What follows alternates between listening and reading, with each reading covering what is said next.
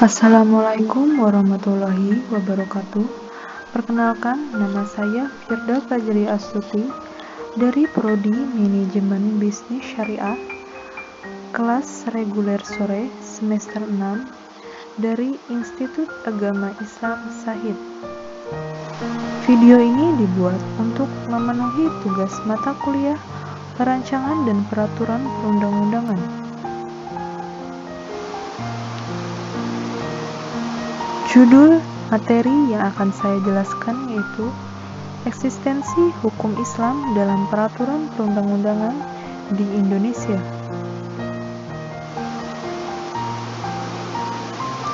Peraturan perundang-undangan.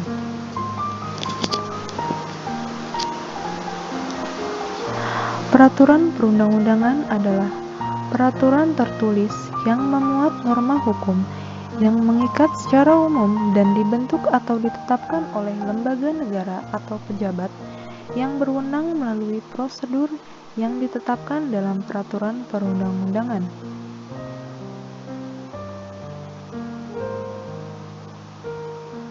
Hukum Islam di Indonesia.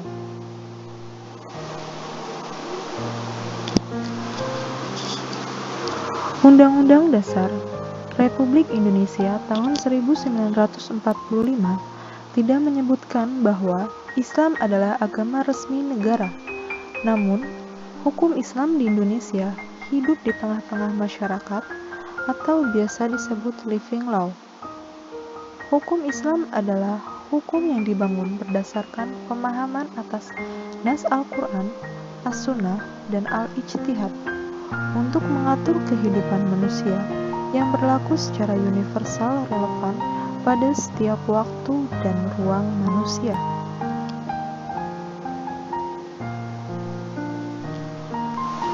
Keuniversalan hukum Islam ini sebagai kelanjutan langsung dari hakikat Islam sebagai agama universal, yakni agama yang substansi-substansi ajarannya tidak dibatasi oleh ruang dan waktu manusia, melainkan bagi semua orang Islam dimanapun, kapanpun, dan kebangsaan apapun, dengan suatu konon, yaitu suatu aturan yang dipertahankan dan diperlakukan oleh seorang sultan dalam wilayah kekuasaannya yang bersumber pada hukum Islam.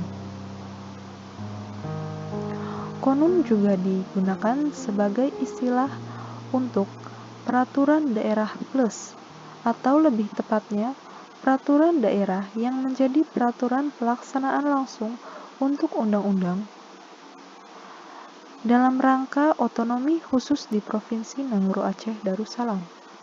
Hal ini ditegaskan dalam Undang-Undang Nomor 18 Tahun 2001 tentang Perbankan Syariah Bab 1, Ketentuan Umum Pasal 1 Nomor 8.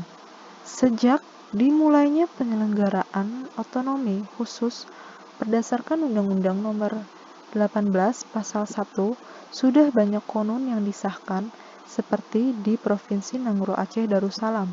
Dalam beberapa tahun ini telah dihasilkan beberapa puluhan konon yang mengatur berbagai materi untuk merealisasikan kewenangan khusus yang diserahkan pemerintah kepada pemerintah Provinsi Aceh, termasuk pelaksanaan syariat Islam.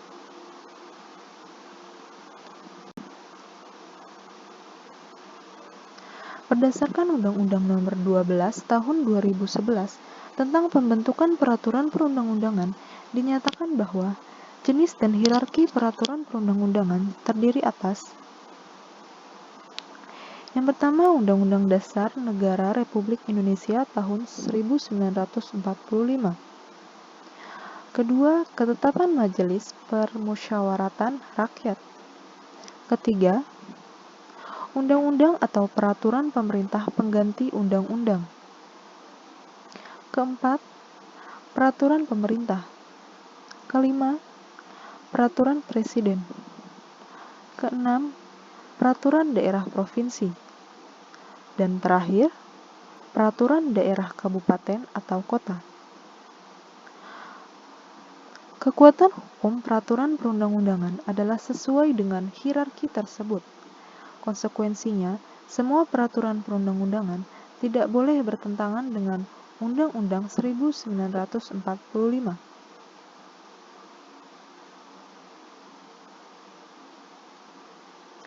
Basis teori hukum Islam sebagaimana dibahas oleh para ahli teori hukum Islam terdahulu, bahwa salah satu persyaratan penting mujtahid dalam melakukan ijtihadnya adalah keharusan mengetahui tujuan ditetapkannya hukum dalam Islam. Pernyataan ini untuk pertama kalinya dikemukakan oleh Abdu al-Malik al-Juwani, kemudian diteruskan oleh Abu Hamid al-Ghazali, dan diteruskan dan dilanjutkan oleh Izzuddin Ibnu Abdu al-Salam. Basis teori ini secara sistematis dan rinci dikembangkan oleh Abu Ishaq al-Shatibi dan diliberalisasikan oleh Najumuddin at-Tufi. Eksistensi hukum Islam di Indonesia. Eksistensi hukum Islam di Indonesia dalam pembentukan peraturan perundang-undangan adalah teori eksistensi yang dikemukakan oleh Ijianto. Penafsiran teori ini mengungkapkan eksistensi hukum Islam dalam hukum nasional sebagai berikut. Hukum Islam sebagai bagian integral dari hukum nasional Indonesia. Hukum Islam adalah hukum yang mandiri dan diakui keberadaannya, dan karena kekuatannya dan wibawanya, maka hukum nasional memberikan status hukum nasional. Norma hukum Islam berfungsi sebagai penyaring bahan-bahan hukum nasional Indonesia. Ketiga, hukum Islam sebagai bahan utama dan unsur utama hukum nasional Indonesia.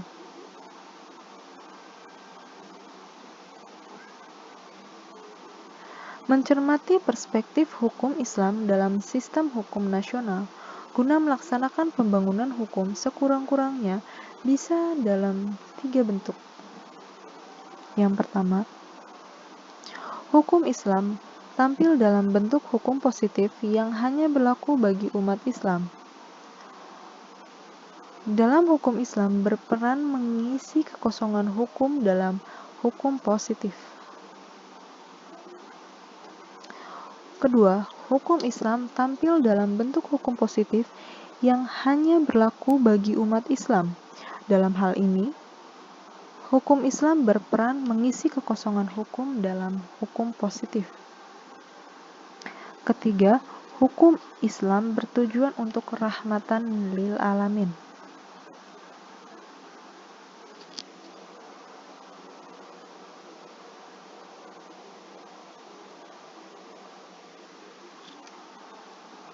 Untuk mengetahui upaya penegakan hukum Islam di Indonesia, pelaksanaannya adalah harus mengetahui mengenai sejauh mana masyarakat Muslim Indonesia patut terhadap aturan dalam institusi komplikasi hukum Islam, atau biasa disebut KHI.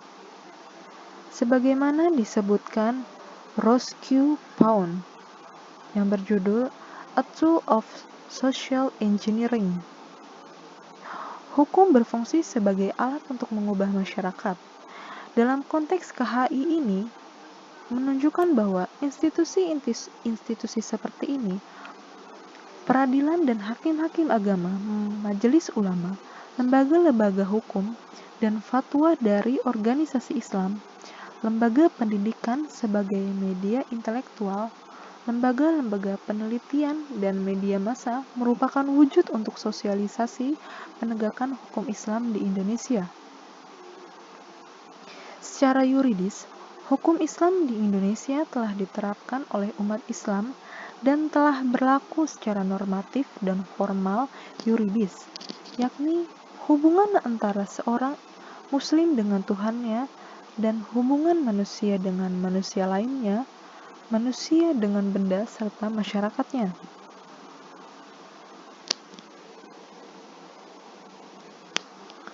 Hukum Islam yang bersumber pada syariah mempunyai karakter yang bersifat universal dan fleksibel, serta memiliki dinamika yang sangat tinggi, disebabkan oleh faktor konsistensinya dan sifat transformasinya.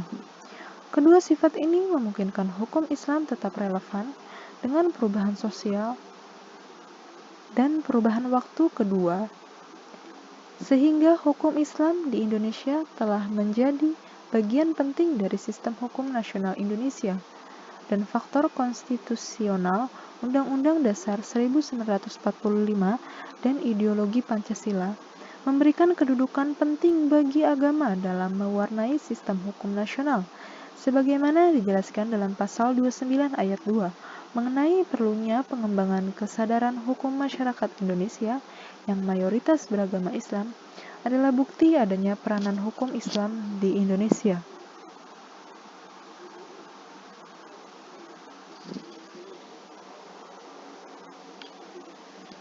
Secara politik, Indonesia memberi peluang yang besar terhadap hukum Islam dalam mengembangkan aspirasi politik Islam, termasuk upaya legislasi hukum Islam. Peluang partai-partai Islam semakin terbuka dalam melegislasi hukum Islam ke dalam hukum nasional.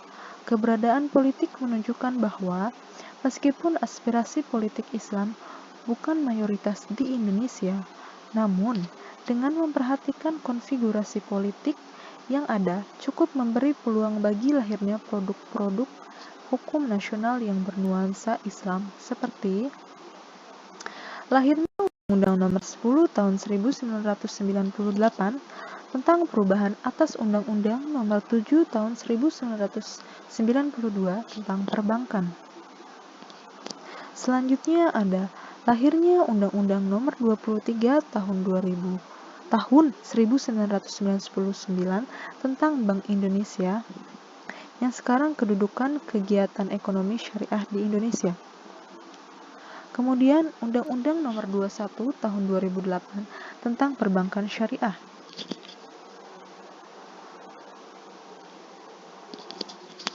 Selanjutnya lahirnya Undang-Undang Nomor 17 Tahun 1999 tentang penyelenggaraan haji dan Undang-Undang Nomor 13 Tahun 2008 tentang penyelenggaraan ibadah haji serta Undang-Undang Nomor 34 Tahun 2014 tentang pengelolaan keuangan haji.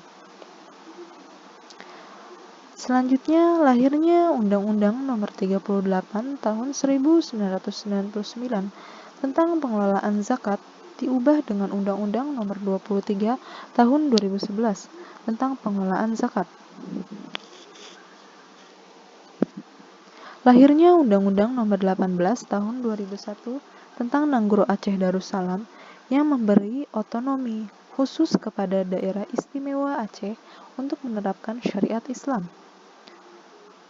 Kemudian lahirnya Undang-Undang Nomor 3 Tahun 2006 sebagai hasil amandemen Undang-Undang Nomor 7 Tahun 1989 tentang peradilan agama yang memberikan kewenangan baru berupa penyelesaian sengketa ekonomi syariah. Undang-Undang Nomor 50 Tahun 2009 tentang perubahan kedua atas Undang-Undang Nomor 7 Tahun 1989 tentang peradilan agama. Dan yang terakhir Undang-Undang Nomor 41 Tahun 2004 tentang wakaf dengan Peraturan Pemerintah Nomor 42 Tahun 2006 tentang pelaksanaan Undang-Undang Nomor 41 Tahun 2004 tentang wakaf.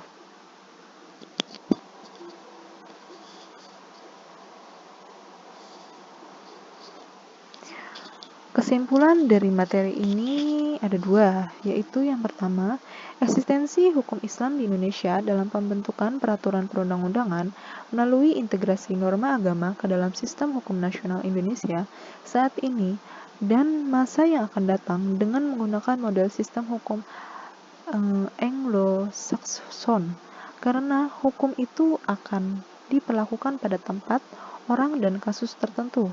Mencermati perspektif hukum Islam dalam sistem hukum nasional guna melaksanakan pembangunan hukum sekurang-kurangnya bisa tampil dalam 3 bentuk, yaitu pertama, Hukum Islam tampil dalam bentuk hukum positif yang hanya berlaku bagi umat Islam. Dalam hal ini, hukum Islam berperan mengisi kekosongan hukum dalam hukum positif. Kedua, hukum Islam berkontribusi bagi penyusunan hukum nasional sebagai sumber nilai. Ketiga, hukum Islam bertujuan untuk rahmatan lil alamin. Dan kesimpulan yang kedua yaitu, upaya penegakan hukum Islam di Indonesia dapat dilakukan dengan melaksanakan amanat dalam institusi atau komplikasi hukum Islam atau biasa disebut dengan KHI, yaitu menjalankan dan melakukan pengawasan dalam penerapannya di masyarakat. Kemudian lahir pula peraturan lainnya seperti Undang-Undang Perwakafan, Undang-Undang Perbankan Syariah, Undang-Undang Pengelolaan Haji, Undang-Undang Pengelolaan Zakat, Undang-Undang Peradilan Agama, dan lainnya. Sekian dan terima kasih materi yang saya jelaskan. Wassalamualaikum warahmatullahi wabarakatuh.